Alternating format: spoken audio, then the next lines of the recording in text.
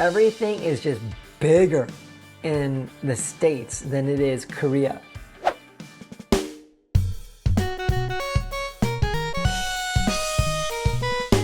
Welcome, beautiful people, to the Lost and Local podcast. This is your boy, Adam. Sadly, I am doing our second solo podcast because my co-host, Hannah, is traveling and we are not able to do a connection on a remote podcast. And ironically, it's funny because I'm actually traveling too, and I am in the city that Hannah lived for 13 years.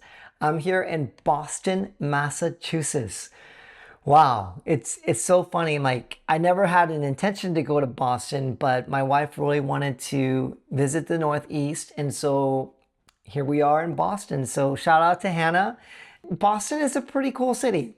Definitely is very historic, has a lot of US based history to it, and some fancy universities. So it's been nice to visit Boston. It's a really nice walking city. Actually, it's not great to drive because, oh my gosh,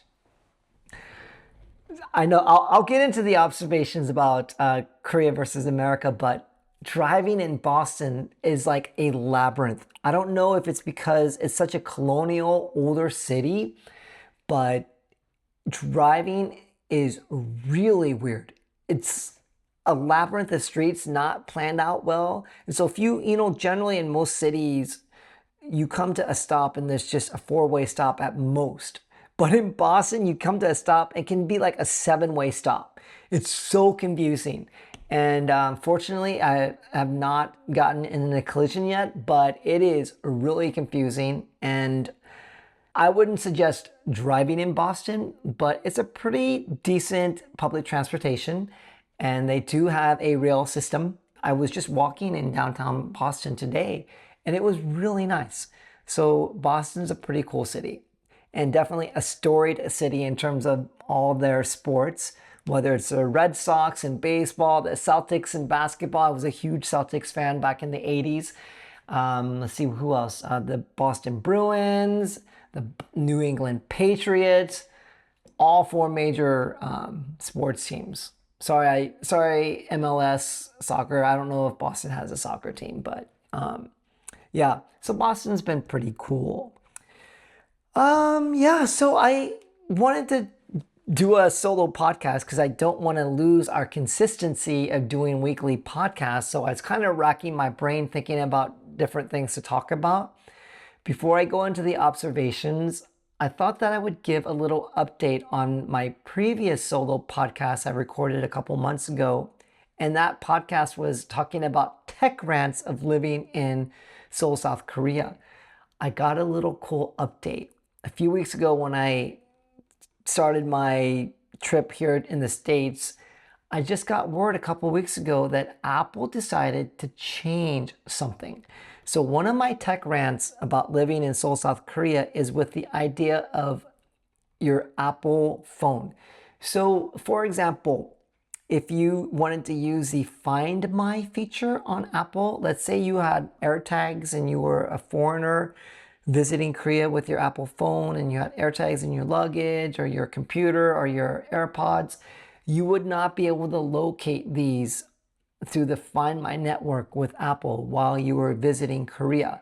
Unfortunately, the only way to locate that was if you had an Apple ID and you were maybe native to Korea. That was a huge tech rant of mine.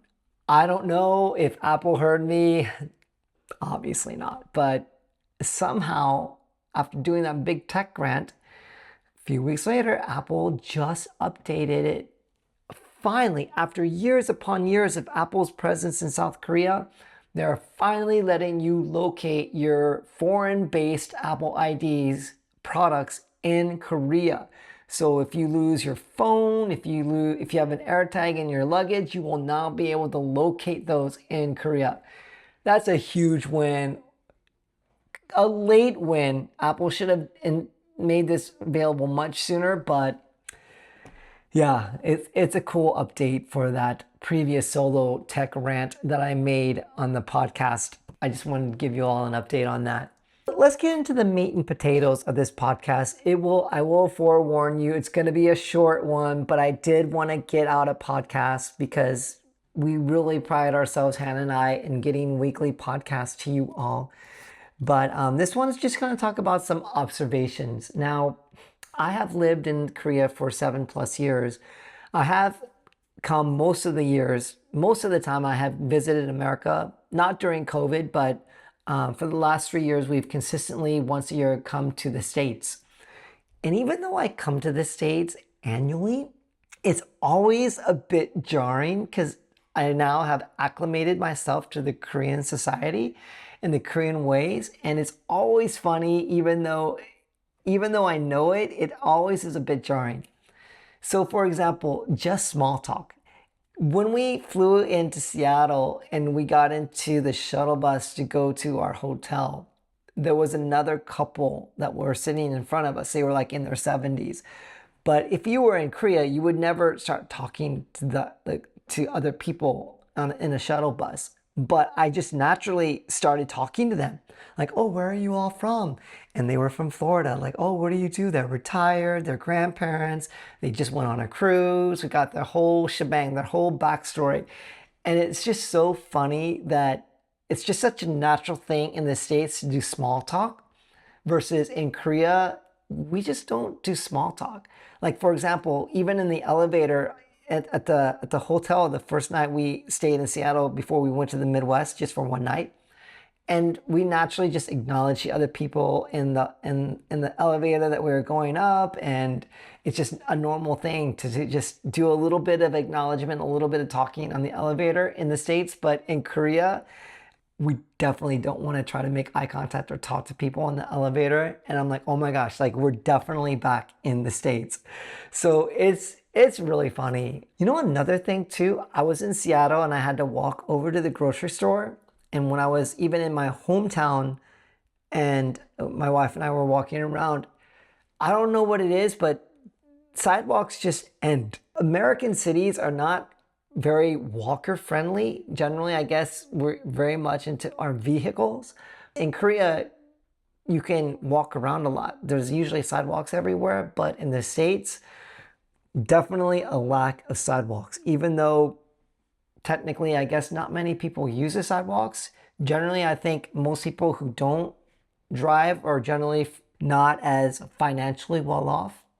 So I feel bad for them because walking, even though I guess it's necessary, there's just not many sidewalks. So it's kind of dangerous in America in terms of the comparison between the two.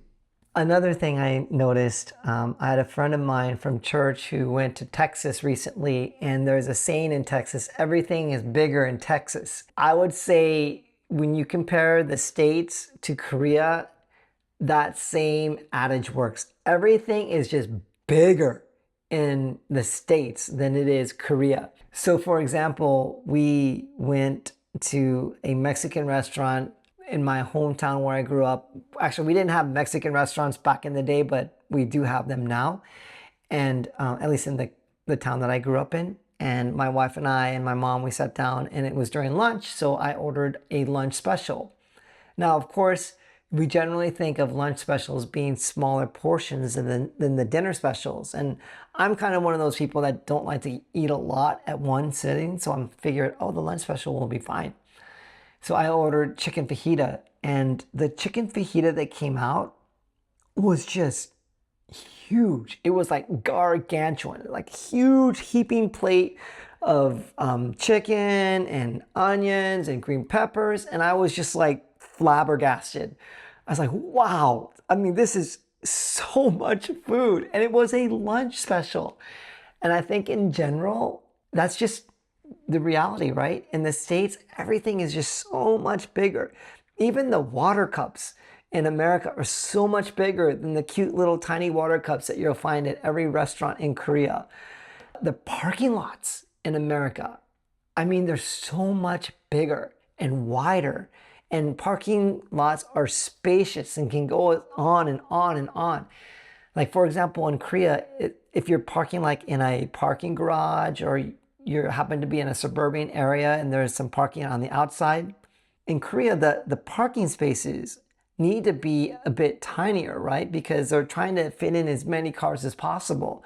So in Korea, we get into the habit, if you've ever driven in Korea and parked, you tend to what we call in the States combat park. So when you drive up to the parking space, instead of driving straight into it, and then when you leave, reversing out, what a lot of Koreans will do, will back into it. And that way it's a little bit easier to park and to get out. And it's not necessarily easier to park, but it is easier to get out. So a lot of Koreans will combat park. But in the States, unless you are a cautious man like myself or you're in law enforcement, you don't combat park in parking lots in the States because they're just so much larger. Everything is definitely bigger in the States. Let's see what else. Oh, coffee. Before I moved to Korea, I never drank coffee in the States. And then in Korea, when you order coffee, the idea of unlimited coffee while you're at the restaurant is not a thing. But in the States, everywhere we went that offered coffee, I would order coffee, and then it was fun just asking the waiting staff, "Oh, could I have some more coffee?" And they'll just naturally just come and top off your coffee for you. So you're literally in the restaurant, a diner, or wherever, and you just continue to drink more coffee, and that's just not a thing in Korea. So that's pretty cool. Another thing we noticed that in the States, people are a lot more apt to compliment you. So for example, it happened to my brother and also happened to me. We were at a restaurant and on two different occasions, and someone complimented my brother on his shirt that he was wearing. They were a stranger, which is like, that's so funny because that would never happen in Korea. At least I don't think so, right? And then also I was at another restaurant and I was wearing this bucket hat, and as we were getting up ready to leave, one of the ladies on another table was like, literally like, "Oh, I really love your hat." And I was just like, oh, thank you. And it's just so funny that in America, it's just so much more common to do small talk or to compliment. Where in Korea, we're gonna think there's ulterior motive behind it.